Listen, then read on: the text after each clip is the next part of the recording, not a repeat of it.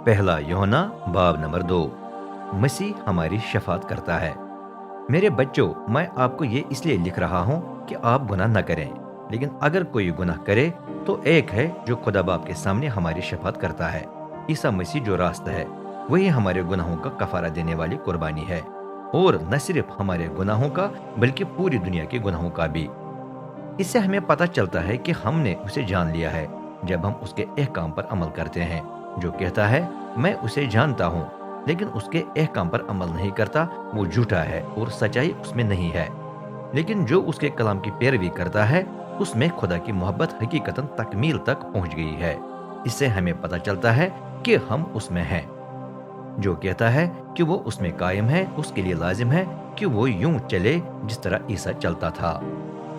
एक नया हुक्म। अजीजों, मैं आपको कोई नया हुक्म नहीं लिख रहा, बल्कि वही पुराना हुक्म जो आपको शुरू से मिला है। ये पुराना हुक्म वही पैगाम है जो आपने सुन लिया है, लेकिन दूसरी तरफ से ये हुक्म नया भी है, और इसकी सच्चाई मसीह और आप में जाहिर हुई है, क्योंकि तारीकी खत्म होने वाली है और हकीकी रोशनी चमकने लग गई है। जो नूर में होने का दावा करके अपने भाई से नफरत करता है वो अब तक तारीकी में है।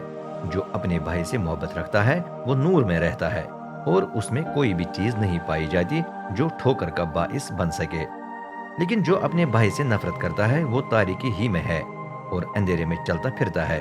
उसको ये नहीं मालूम कि वो कहाँ जा रहा है, क्योंकि तारीकी ने उसे अंधा कर रखा है।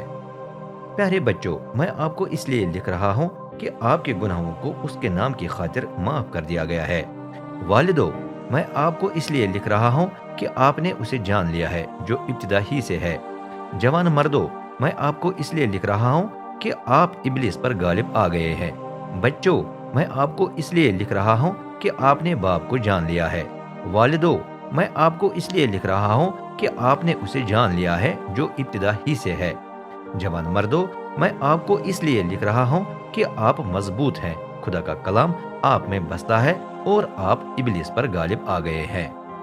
दुनिया को प्यार मत करना, न किसी चीज को जो दुनिया में है। अगर कोई दुनिया को प्यार करे तो खुदा बाप की मोहब्बत उसमें नहीं है, क्योंकि जो भी चीज दुनिया में है वो बाप की तरफ से नहीं बल्कि दुनिया की तरफ से है।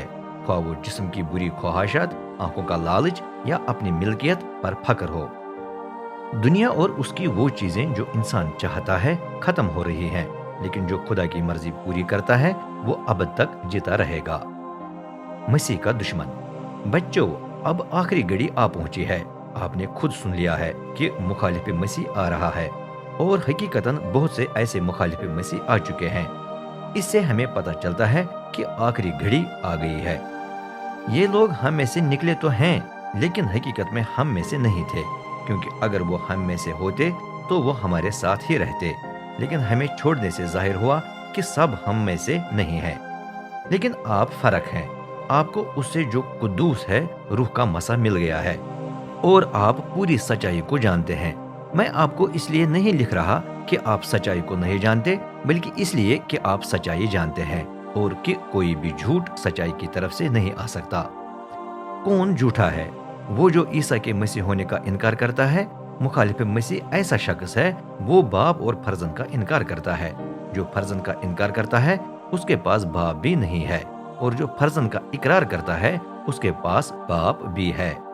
चनाचे लाजिम है कि जो कुछ आपने इब्तिदा से सुना वो आप में रहे। अगर वो आप में रहे तो आप भी फर्जंद और बाप में रहेंगे, और जो वादा उसने हमसे किया है वो है अब्दी जिंदगी। मैं आपको ये उनके बारे में लिख रहा हूँ जो आपको सही राह से हटाने की कोशिश कर रहे हैं, लेकिन आपको उससे रूह का मसा मिल गया है।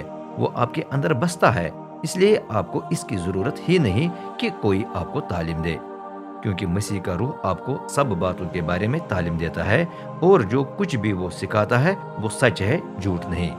चनाचे जिस तरह उसने आपको तालीम दी है उसी तरह मसीह में रहें, और अब प्यारे बच्चों उसमें कायम रहें, ताकि उसके जाहिर होने पर हम पूरे एतमाद के साथ उसके सामने खड़े हो सकें और उसकी आमद पर शर्मिंदा न होना पड़े।